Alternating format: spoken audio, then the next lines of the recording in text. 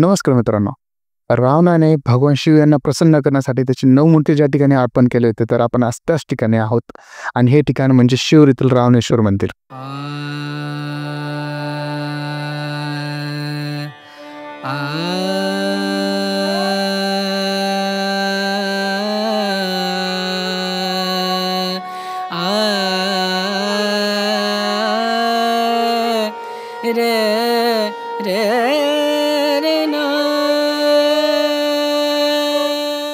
रावणेश्वर मंदिर, नावातच रावण, गोष्ट नेमकी कोणाची? तर चला मित्रांनो, आज आपण या अद्भुत अशा प्राचीन मंदिराचा रहस्यमय इतिहास जाणून घेऊया. तर आपल्यासोबत इथले काही गावकरी आहे, तर आपण त्यांना विचारू या मंदिराचा इतिहास. तर काका, आम्हाला या मंदिराबद्दल आणखी काही इतिहास सांगा. शूर हे संभाजीनगर मधलं शूर गाव आहे. शूरमध्ये रावणेश्वर मंदिर आहे. हे रावणाच्या काळातलं मंदिर आहे. रावणाने तपस्या केलेली आहे. तपस्या करून 88,000 साधू संतांनी यज्ञ करून तपस्या केलेली आहे. आणि रावणाने 9 मुख अर्पण करून 10 मुख अर्पण करताना शंकर भगवान प्रगट झाले. रामायण काळामध्ये हा पूर्ण परिसर एका संपूर्ण अशा जंगलामध्ये होता आणि ही एवढी प्रसिद्ध जागा नव्हती. आणि त्या काळामध्ये इथे संपूर्ण जंगलच होतं. आणि तेव्हा रावणाने महादेव भगवानला प्रसन्न करण्यासाठी घोर अशी तपस्या केली आणि त्या तपस्येमध्ये त्यांना महादेव प्रसन्नच होत होते. तर तेव्हा त्याने एक एक करून त्यांचे 9 मुंडके महादेवांना अर्पण केले. पण जेव्हा ते त्यांचं 10वं मुंडकं महादेवांना अर्पण करत असताना इथे त्यांना महादेव प्रसन्न झाले आणि त्यांना एक वरदान दिला. त्यानंतर याच ठिकाणी 83,000 साधू संतांनी मिळून तपश्चर्या करून हे मंदिर प्रस्थापित केलं. मंदिराचा जो परिसर आहे हा अत्यंत प्राचीन काळातील आहे. तुम्ही मंदिराला बघितलं तर तुम्हाला कळेल की मंदिर किती प्राचीन आहे आणि किती सुंदर आहे.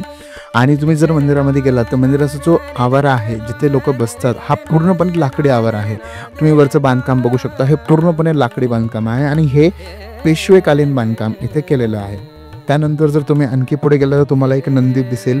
हे नंदी सध्या अंडर कन्स्ट्रक्शन आहे, कारण की खूप साऱ्या गोष्टी इथे व्यवस्थित नाही आहे. काही गोष्टी तुटल्या आहेत, तर त्या आता दुरुस्त करण्याचं काम इथे चालू आहे. तुम्ही जर समोर गेलात, जिथून आपलं मंदिर स्टार्ट होतं, तुम्ही दोन्ही साईडला बघू शकता. एका साईडला गणपती बाप्पा आहे आणि एका साईडला कार्तिक भगवान आहे.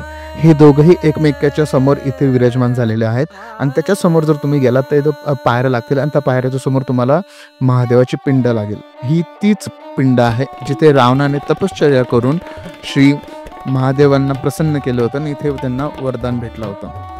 हे जे तुम्हाला संपूर्ण मंदिर दिसतंय, हे एक प्राचीनकालीन मंदिर आहे आणि या मंदिराचा जीर्णोद्धार जो आहे तो पेशवेकालीन काळामध्ये झाला होता. हे मंदिर केवळ धार्मिक नव्हे, तर वास्तुशास्त्रीय दृष्टिकोनातून हे अद्वितीय आहे. दगडांपासून कोरलेली मूळ रचना, पाषाणातील कलाकृती आणि शंकराचे स्वयंभू शिवलिंग यामध्ये एक वेगळीच दिव्यता आहे. रावणेश्वर मंदिर हे फक्त देवांचं स्थळ नाही, हे आपल्या सांस्कृतिक स्मृतीचं ठिकाण आहे.